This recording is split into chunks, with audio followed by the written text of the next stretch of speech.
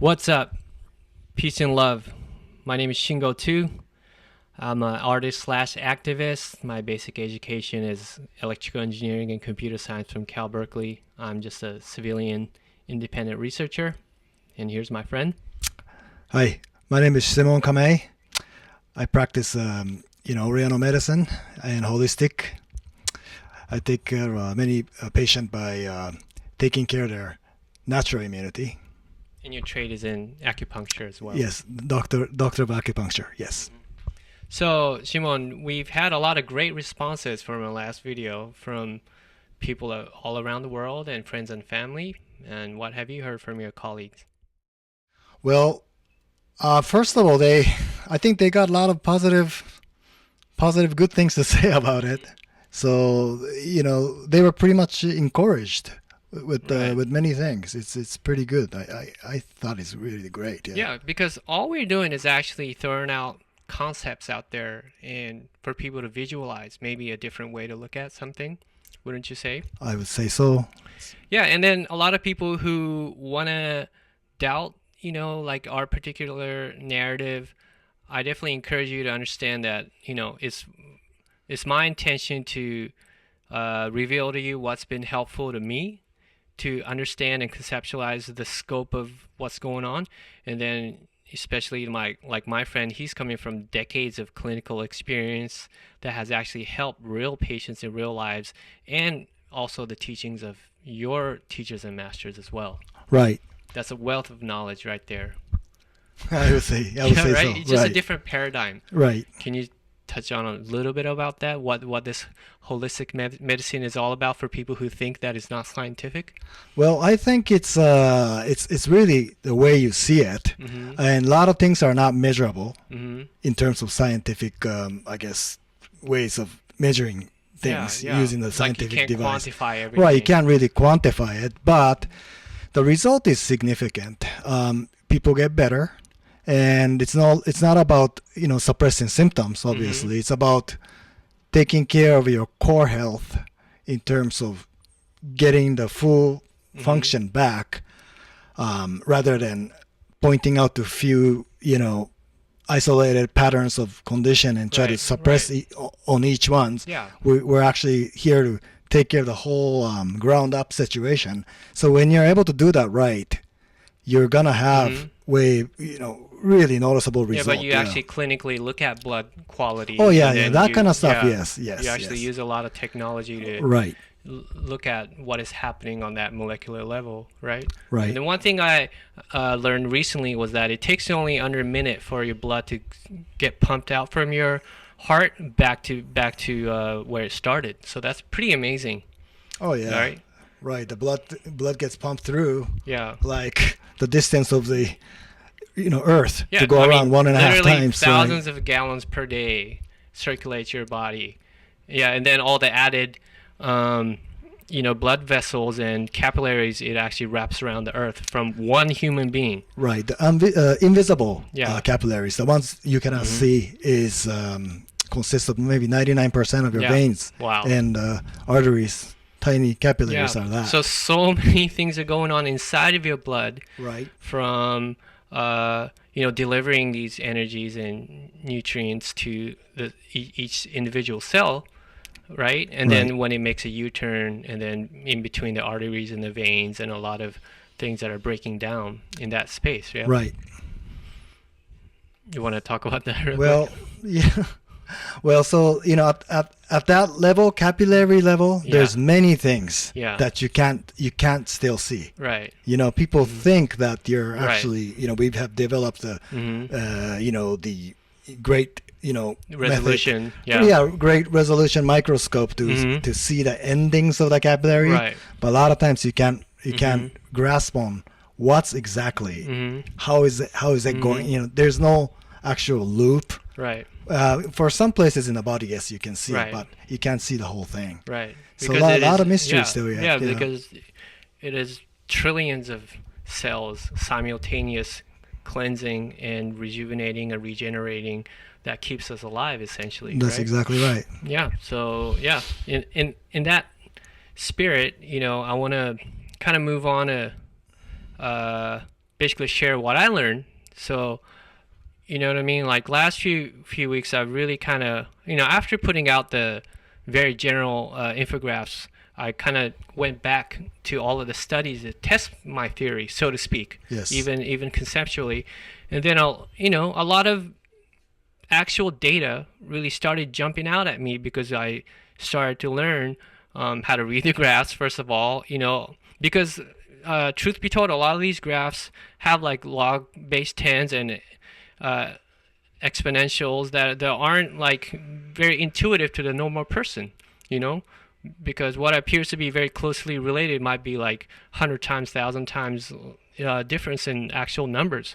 So here's like, I wanted to kind of create like a general curve graph of what happens to a person when they get infected with the virus. Okay. And mind you, of course, this is related to the current coronavirus pandemic that's happening, but at the same time, this goes for anything. It goes for bacterial infections or even the influenza or a common cold. But I really wanted to break it down from that level, yeah? Okay.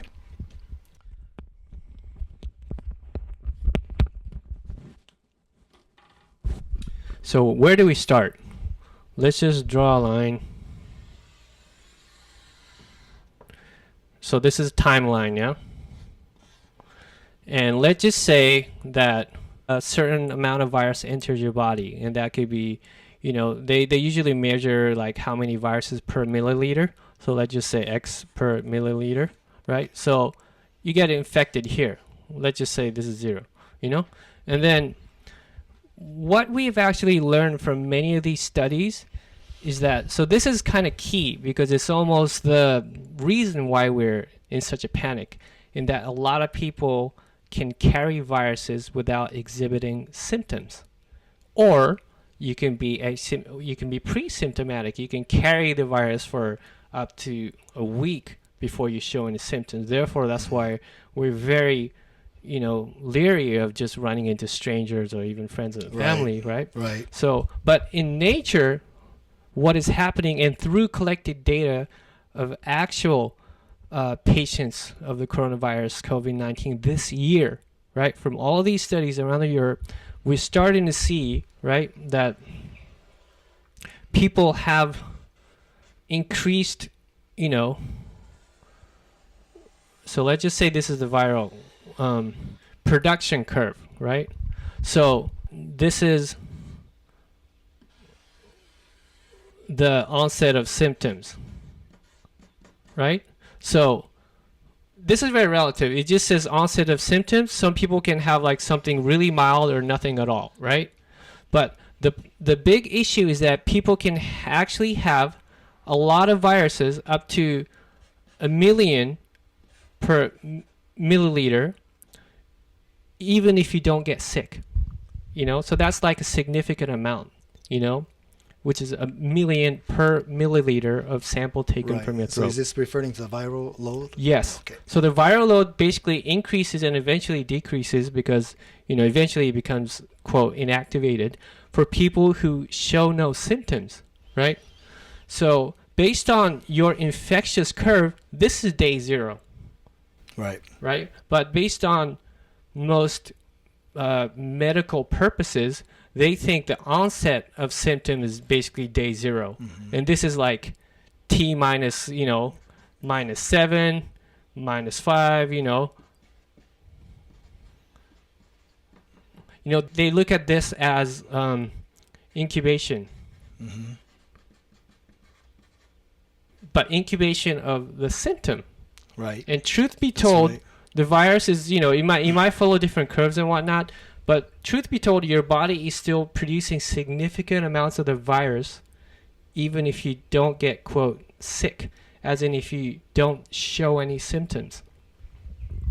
So this is supported by studies, and this is the exact reason why people are worried. Right. At the same time, I do kind of want to ponder, openly, that isn't this what happens to any kind of virus? I would think so. I guess external or internal. Yeah. Yeah.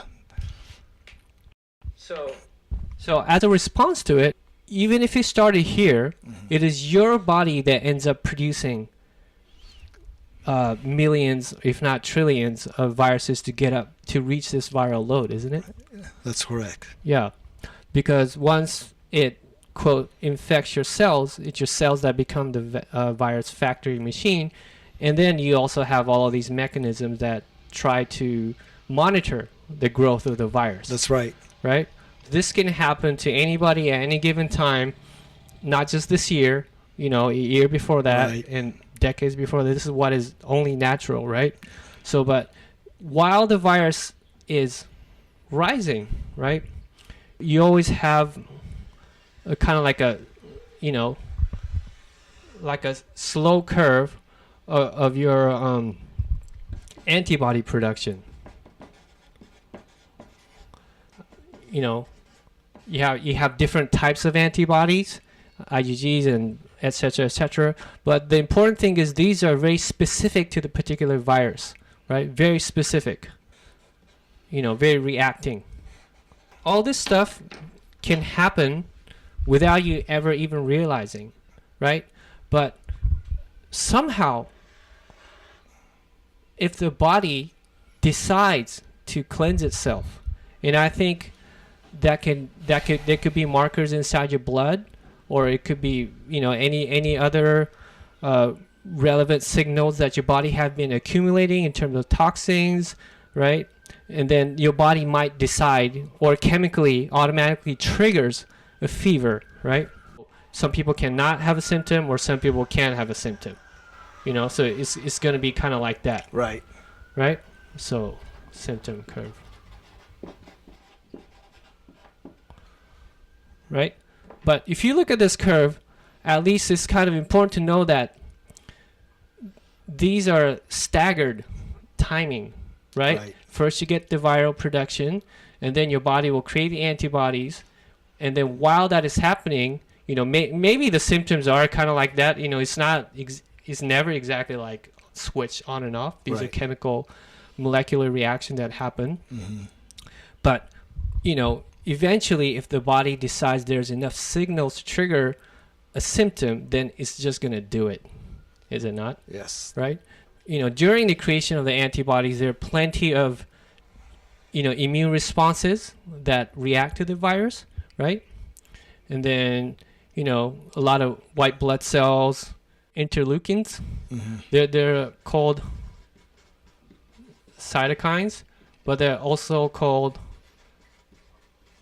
pyrogens, and why are they called pyrogens? Because this will by way of your brain, by way of your hypothalamus, right? Enough interleukins get produced as a result of your immune system reacting to the virus. It goes up to your hypothalamus, right? And then the hypothalamus is basically your thermostat for your body. So this is when it's going to let the body know that you need to create a fever, based on, I'm sure, a lot of different other chemical conditions, as I said. Yeah, as for one of it, right? Yes. And then you told me before that the actual heat generation comes in waves. Is that true? Right. Well, if it peaks out, you can't keep peaking out. Right. So you'll come down. Right. And it'll peak again. Right. So that's sort of how we stay alive. Right. Yeah. So, of course, in other words, it's kind of important that the chemical balances stay normal and healthy and regulated. Right. Because any one of these things go wrong, then you can have like an unregulated fever. And then all these interleukins also go around to your entire body, right? Because you want to cleanse the whole thing, or it's only natural that the blood is going to carry it everywhere, and then you get these muscle aches and inflammation, and then it's really fatigue for you. Right. I get tired talking about it. Right. But it's also nature's way of telling you, just like slow down, right? You need to cleanse the body, and then you'll get better. That's right. Right? Okay, so another important thing is, as a result of you having the symptom, and as a result of you creating the antibody that is specific to the virus, right? So you have this in your blood now. and your body knows how to produce that. Yes. Right? So what happens here? Let's go back to here, right? There's always a question, chemically speaking, that the body does, you know? Right.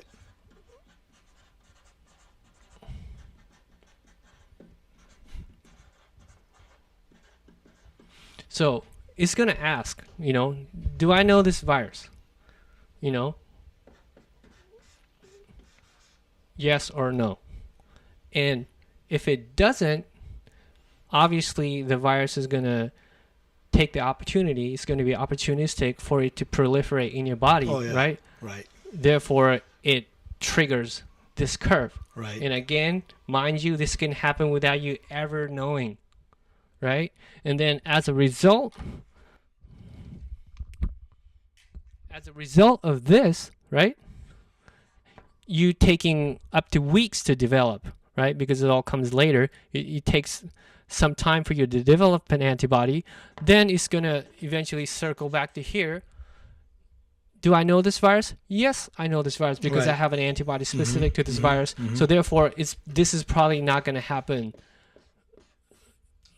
It may be a little bit different. In later months. And exactly. So, and eventually, you know, if the virus mutates enough, it's still going to go to no, or it might go to yes. So that's the question mark that we have. So that is just a general curve, again, for any virus, but it's also relevant in terms of coronavirus right now because we're always caught up in the testing, right? Is it not? That's very important, right? And also another aspect of the study that came out, especially from Italy, is that a lot of people have said, you know, you can test the presence of the virus, but the virus itself is not infectious.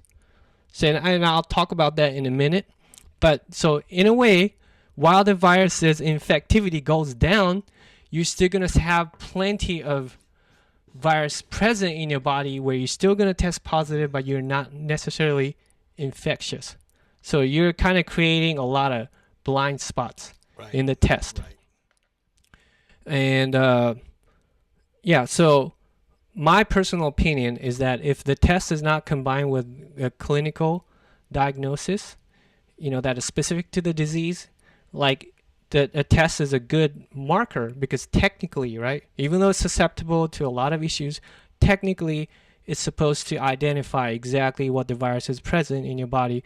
Therefore, you have a good idea, right? But if it's not showing any symptoms, then you know, it's a cause for concern, obviously. But again, this is part of your natural immune cycle. That's right. Right? It's very important, yeah.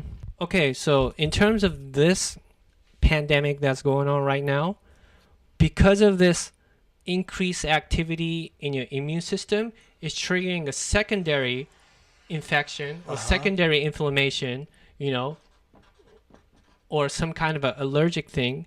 And there are many, many theories out there, you know, as far as what is exactly happening to the on a molecular level, as far as creating a lot of reactive oxygen species, right? And once it enters the bloodstream, it's kind of anyone's guess what could happen, what could trigger next after that, right? So, you know, we're not going to get into super detail on that, but we are hearing a lot about people having secondary problems, right? Oh, yeah. Yeah. That's a lot of times very obvious. Yes, it's becoming obvious. Yes. Right. So in essence, you know, all these unfortunate critical patients, that's actually the central focus of the toll that is taken upon the population. And of course, you know, shout out to everyone who's helping in that battle. You know, respect to all the workers out there.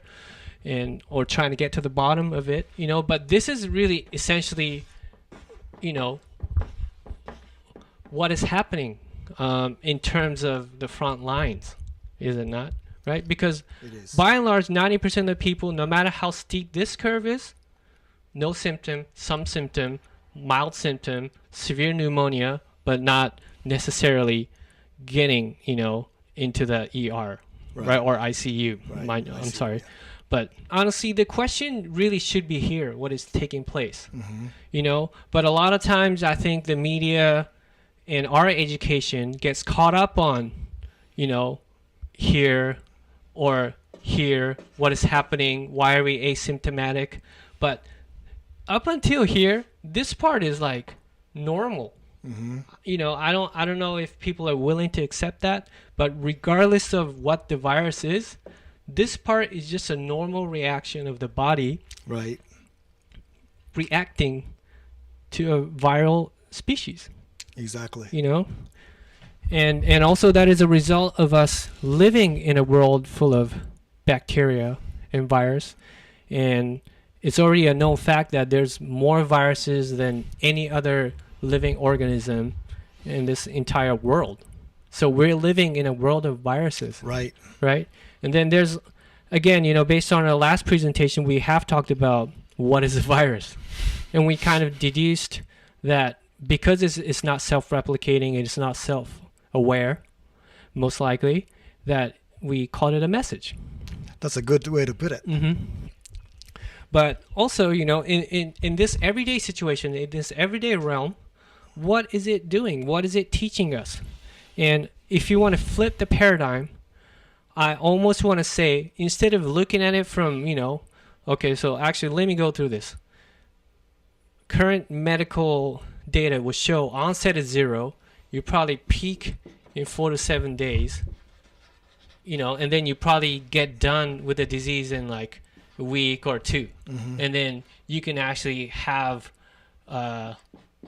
more or less like recurring symptoms 14 to 21. You know what I'm saying? And then the incubation can be like, again, 4 to 7 days or more. You know? So, but considering this timeline is normal, Yes. you know, that we deal with every day, and this is not like one-time thing. We can encounter a virus today, we can encounter it in our sleep tonight, we can encounter it tomorrow, the next week. This is incessant. Or This is or it constant. could be ongoing. That's exactly it could right. Be ongoing. So yeah. our body is in a constant state of incubation, if you want to call it that, counting backwards from a symptom. And I'm sure that everyone can relate, right? On an everyday level, we have encountered days we kind of feel sick. Right. We kind of feel a cold, quote, coming on. And then you might go exercise or jump in the water, and all of a sudden you feel better. So, you know, this is normal. We go back and forth, you know, what you call incubation all the time, but this is part of life. So this is just a part of general metabolism. Exactly. So taking it back to viruses in general, like our body wants to know about what's out there, right? Imagine, you know, we're gonna time travel again, and if we're like back in the, I don't know, primitive jungle days, we want to know what our environment is, and I want to share that with you, right? Right. Because this is like tribal communal survival we're talking about. So your body is the interface, you know, but whether we go into the forest or the forest is coming to us, our body still needs to know what environment we're putting our bodies into. Well, it's we're together with the nature. We are one piece. If you were to look at it that way, Right. So if you look at it from the the natural ways that our body and as far as for the relationship with the environment is presenting, it's Right. we are one piece, and we do need to Interact with communicate. each other in a microscopic level. So you really want to understand that small unseen reality that's Right. taking place. Right, exactly. And, you know, because imagine this is just one curve that happened one day. What if next day your viral load is up here? You know, this will be Y over milliliter. You know, are you going to be able to respond based on this right. antibody? You know, and that's something that the body needs to learn over and over again. Yes. Or it might be seasonal, or it might be, I don't know, annual. Like we really don't know. Right. But again, you know, I just want to encourage the fact that this is part of our normal being, and it is very much legitimized that yes, we all can be asymptomatic carriers, but it also comes down to the fact that why does our body need to, cleanse? Or why are some people having secondary reactions to normal or what's perceived to be normal activities of your immune system? Right. So I think more attention needs to be poured into here rather than mystifying what the virus is or what's happening to asymptomatic carriers. And this is a part that where society needs to come together and figure out what the best way is, and what's an ideal solution, what's a realistic solution. That's something that people need to work out without having politically charged opinions. You know what I'm saying? Like, this affects everybody. So the next thing I want to talk about is the actual testing, because we talked about there's a huge blind spot of the PCR that you could keep testing positive even though you're not infectious. So what does that really mean? So before I get into that, I gotta have a quick rundown, right? Imagine this is your cell, right? You have a nucleus and you have all these mitochondria and different organelles, like dozens of them, right? And then your virus is basically 1/100th the size of a cell. That's a huge difference. I mean, if you look at it, like, it's real visible here. I mean, probably even smaller than this dot. It's really, really quite small, right? So this virus, is everything that we see on the news every day. That's in a CG format.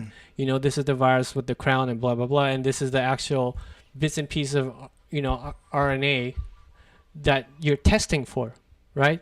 So when you test with a PCR technique, you're taking a cell that has millions of already proteins and organelles and enzymes and all sorts of activity going on.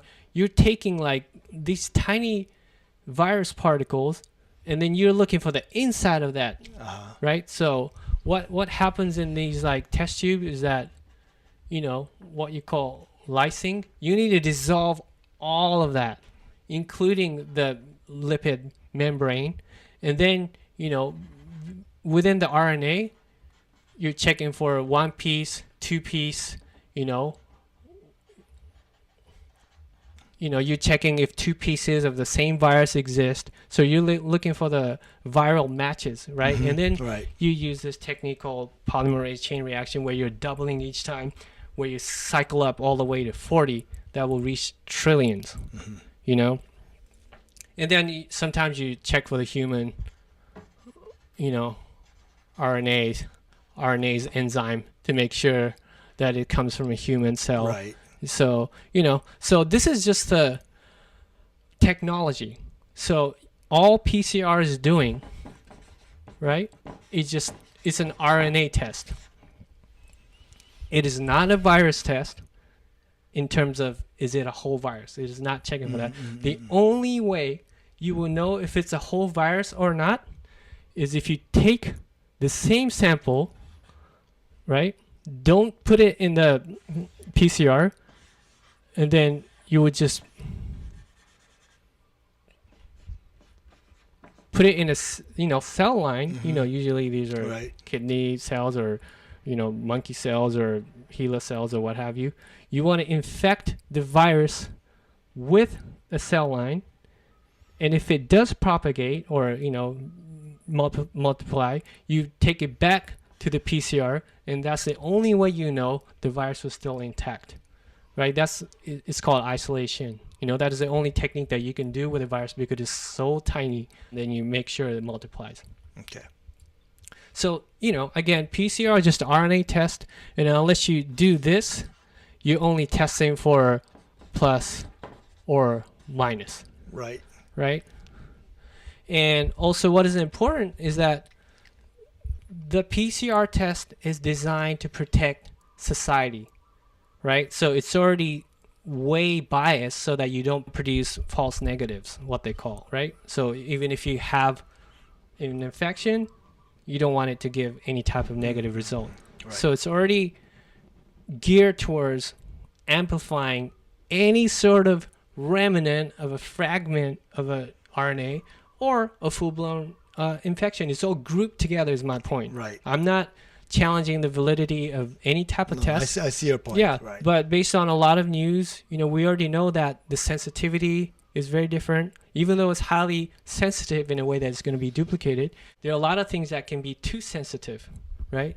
Because like I said, within a PCR, you basically have a curve like this and it plateaus, right? So, and then, based on the load that you begin with, you're going to have different curves.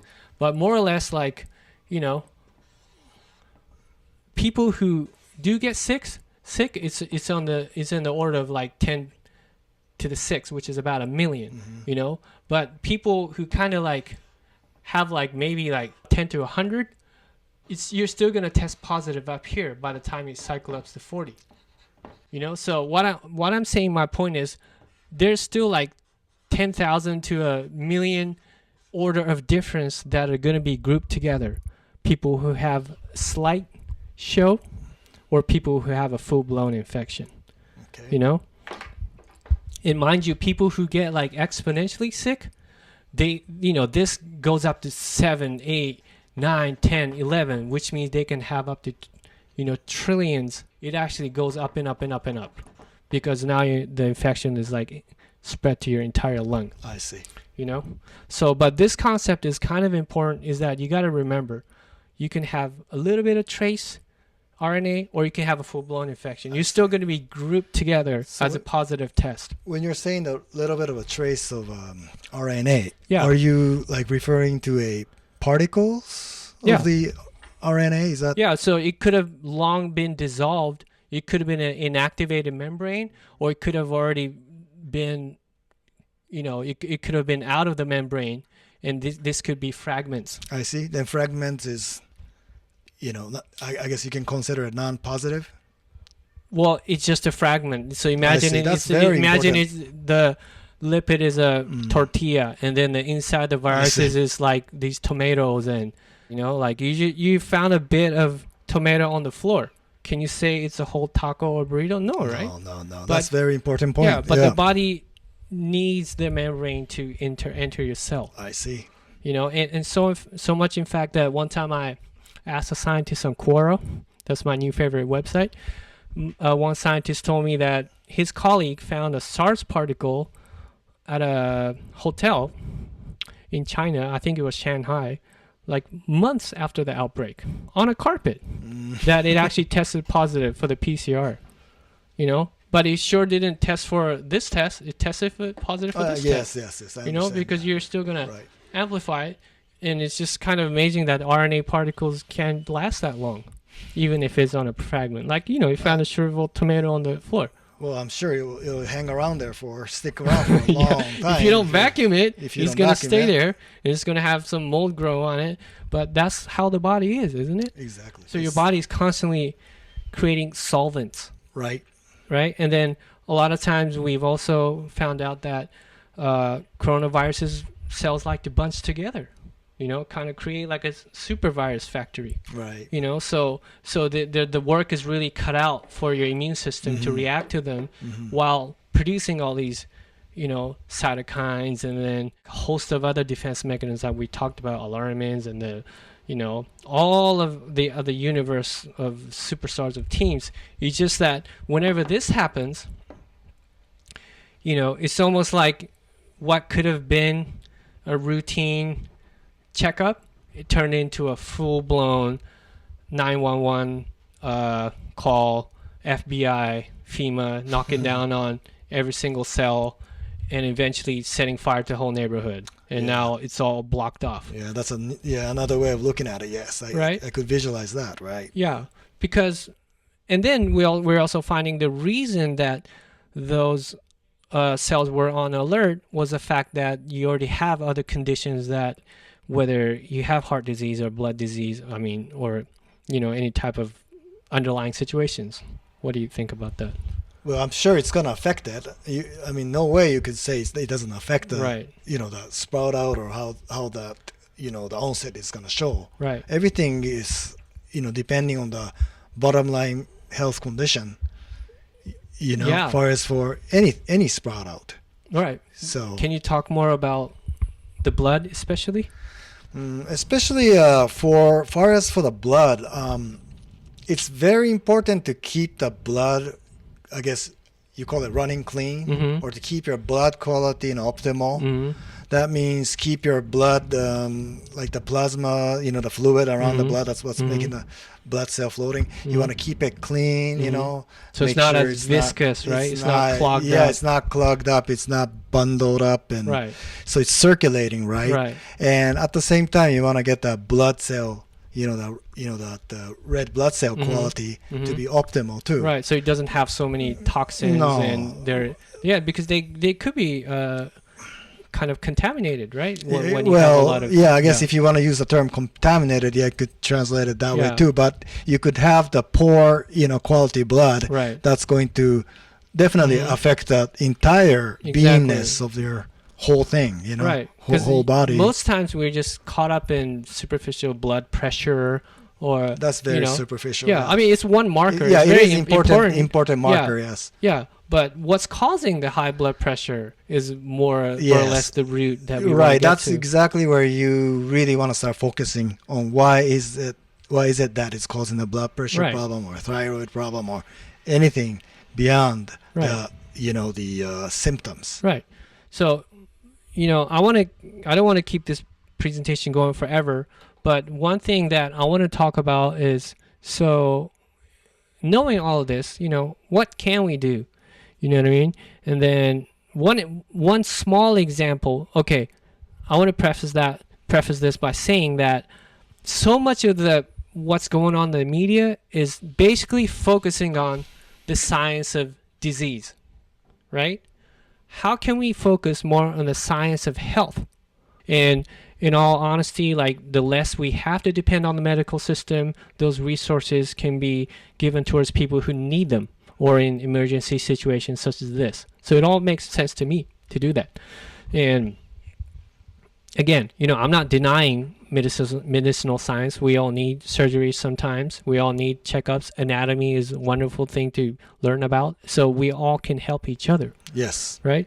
So that said, one example that we have studied a lot is the effect of vitamin D, and of course all vitamins are important. Obviously all essential nutrients are important, but especially vitamin D, like for example, it is produced in conjunction with the sun, right? Exactly.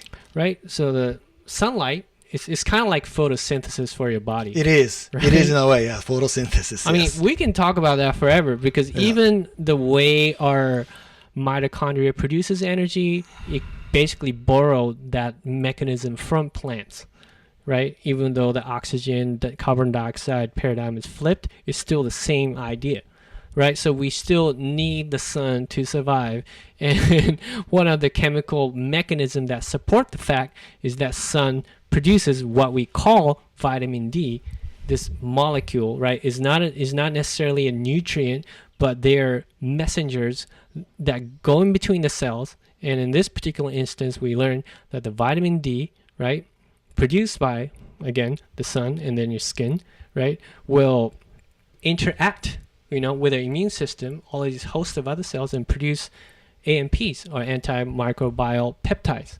These are basically chains of molecules, right? Right. And cathelicidin and all, Yeah. and defensins and all these different names that we assign to, but essentially they're all from the same cell, Exactly. all from the same body, Yes. right? But these AMPs have direct antimicrobial effects to bacteria and viruses in that they will actually interact with the lipids to dissolve them, rendering them infectious.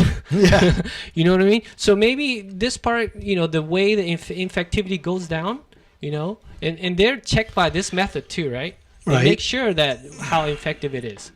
Right? These are really well-defined studies. Oh, yeah. Infectivity does go down after a yeah. while, all these samples. But the presence remains high. So maybe it is the fact, right? So let me write this stuff down. Sunlight. Vitamin D. AMPs. right? And this reacts to the virus. Even if someone says sunlight is good for you, you need to take a walk.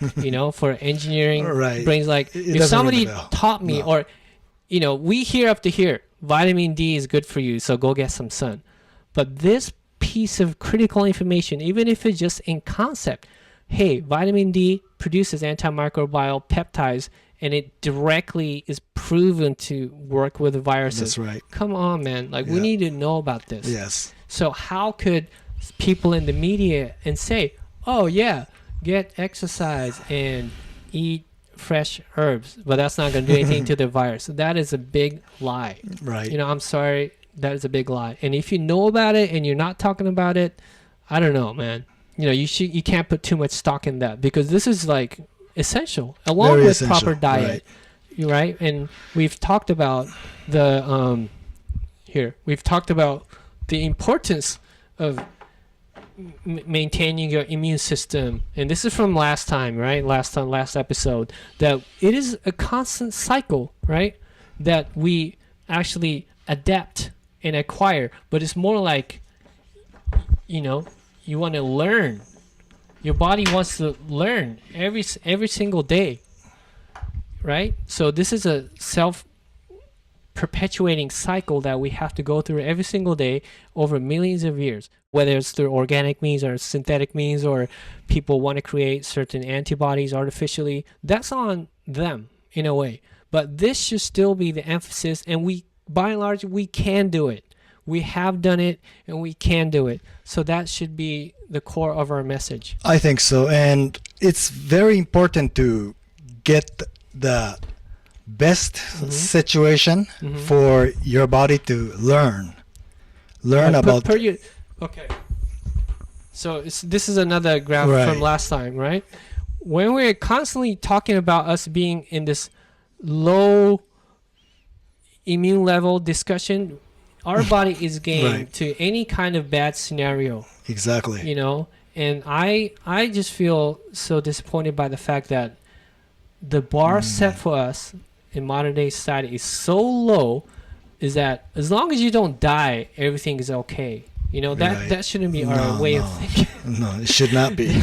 Our bar is so low. It's crazy. It should be here. Right. We should strive to be from moderate to optimum.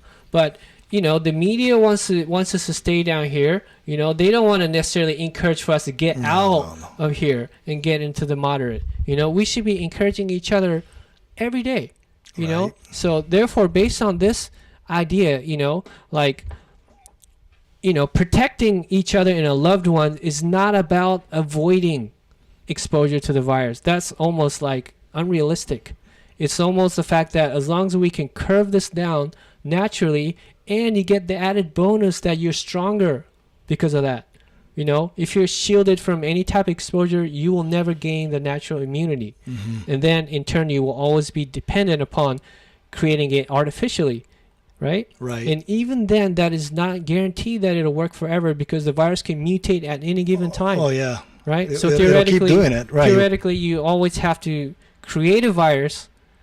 I'm sorry, that was a slip of the tongue. You got to create a vaccine, and you got to create it every single year, and you got to take it perpetually to simulate a natural reaction. Exactly. So how natural is simulating a natural reaction? It's never natural. It's always artificial. It's gonna be a never-ending issue. That's right. It's like a cat and mouse. Right. Even bacteria know how to avoid antibiotics. They grow out of it, right? So it's almost like you're teaching viruses to mutate if you keep, avoiding or delegating, creating a natural antibody for that. Right? Yeah. So, of course, again, I'm not denying any sort of human intervention, but I'm saying the primary focus should be here, and the primary education should be here. Yeah, right? Vitamin D being just one of it. There must be 100 other things you have to be doing. Vitamin A through K, you know what I mean? And even vitamin D. Oh, by the way, the only way you can get good source of vitamin D through food is fish, like salmon, or some fish oil, and if you don't do fish, you can eat a lot of mushrooms and like shiitake and many fungi. Right, and I think it's about knowing you could keep your natural immune system strong, and then to know that the natural immune system can sort of create acquired what seems like acquired immune too. Right. By learning this whole thing. So you want to create the foundation for the body to learn, be able to learn. Right. So that being one is vitamin D, proper eating. A lot of times just by earthing, grounding yourself to the can you talk about that? Because one person commented about they took the time to look up your profile and they thought earthing was bogus. Oh, really? They did, or he did. So I did explain the gist of it, but if you could explain that real quick. Okay, earthing is about being touched with the earth. So when your body is in touch with earth, you're actually draining out the static electricity away. Right. So literally your barefoot. Yeah, through your barefoot into the ground, because it has a zero voltage down there in the earth. And at the same time, you're picking up the natural, the free-flowing electron into the body. Right. So it's a two-way cycle. Right. It is a way to fulfill your vital electrical current that you have in the body. That's what's making the heart pump. Right. That's what's running in between your teeth. Right. And that's what's creating all your teeth even. Oh yeah, galvanic. Electron is going through, right? And all the chemical reaction too. If you look at what is the chemical reaction, if you look at it deep enough, you understand this has a lot to do with the ionization. Right. You can't create any chemical reaction if there's no electricity. Right. So this is a most fundamental aspect of our bodies. Right. So those that don't know, all electrical systems have a grounding in place to avoid excess electricity coming onto your circuit and damage all your instruments, blah blah blah, right? So it is not a novel concept. If anything, electricity is mimicking our natural body capability of grounding, because we are connected to the earth. We should be connected to the earth in normal circumstances. Now we are not. Right. So in real everyday terms, you recommend people walking barefoot. Yeah, those are one of the very not every day, but maybe 10 minutes a day. Well, I basically recommend my patients to do that. 20 to 30 minutes every day. Okay. It's really rendering a very good result. Right. Yeah. Great. So I mean that's one of the things, man. I don't do it every day. I should, but that makes sense when it's explained to me in terms that I understand. Maybe we do have a lot of static electricity built up inside us, because we live in a very electromagnetic environment. Yeah, that probably too. a million times more than what our ancestors were living in. Right, and at the same time, our eating habit creates our body fluid to become a little bit acidity, and acidic, and then you're insulated from the ground with that rubber sole on the shoes. Right. Many things. That's a whole nother science that we've been looking into. Right. Whether your pH level, right, power of hydrogen, whether it's acidic or basic, right? A lot of these interactions are pH dependent. Oh yes, they say obviously. Yeah, right. Chemically, Right. I mean, from one way. It's a very easy to understand. Yeah. So method to look there are many quick fixes to certain situations, whether you want to take supplements or eat food but again, in order to raise your constitution of your blood and body metabolism, this is a long habitual thing. You have to cultivate a strong foundation. Yes. Yeah. Right? I think so. This type of discussion, whether we go back to normalcy or not, or whether we encounter something like this in the near future, this is a long uphill battle. And that's guaranteed, because right now people are still worried about asymptomatic carriers. They think it's going to be a massive casualty situation. They still don't know what's going up here, and that's very important, right? But there's a lot of battles happening here too, like what is the proper diagnosis, treatment, etc., etc. And people are introducing all types of drugs, therapeutics, blah, blah, blah. And there's this whole area of vaccines. There are multiple situations going on. But we kind of need to educate ourselves organically and be confident in that approach. Don't let your power be taken away that you can learn. And don't delegate education to institutionalized school of thought, because I'm not saying that is wrong, but it's not necessarily correct all the time. It does not reflect your cell biology, because we would be naive to think that those institutions are not in any way influenced by the idea of profit or corporate influences. We'll be far too naive to think that. So we have to kind of empower ourselves in that fundamental way. Any last words?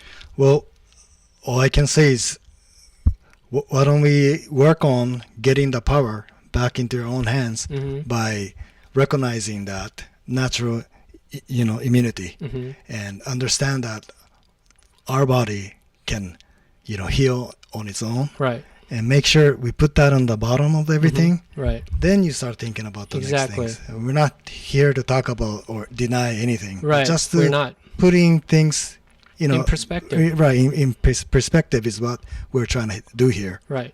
So if you can cover that part, I'm very happy today too. Yeah, definitely. So I encourage people to do their own research, and any questions that you may have, we'll be willing to answer. So on that note, again, all the respect out to people who are helping others through this situation, and respect to everybody who are treating patients and helping them, and people with families that are in isolation and all of that. We all need the help that we can get, not just information-wise, but mentally, physically. So yeah, just stay positive and be strong and be confident in our approach. All good? All good. Okay, so probably see you next time. Peace out.